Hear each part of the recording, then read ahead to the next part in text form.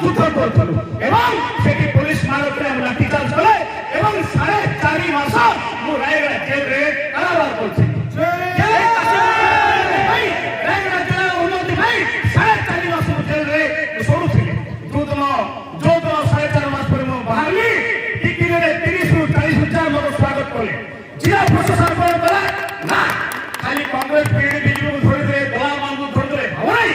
ଯୋଉଦିନ ବହୁଜନ ସମାଜ ପାର୍ଟିର ନେତାମାନଙ୍କୁ ଆମେ ନ ବୁଝେଇଛୁ ନ ସୁଝେଇଛୁ ବୋଧେ ଏଠି ପ୍ରକଳ୍ପ କରିବାର କଠିନ କଥା ହେଇଯାଉ ଭାବେ ଏବଂ ଆମକୁ କଣ କଲେ ତତ୍କାଳୀନ କଲେକ୍ଟର ତତ୍କାଳୀନ ଏସପି ତତ୍କାଳୀନ ସିଓ ବହୁଜନ ସମାଜ ପାର୍ଟିକୁ କଣ କରି ବୁଝାଇଲେ କଣ ବୁଝାଇଲେ ଏ ପ୍ରକଳ୍ପରେ ଏ ବିକାଶକୁ ଏ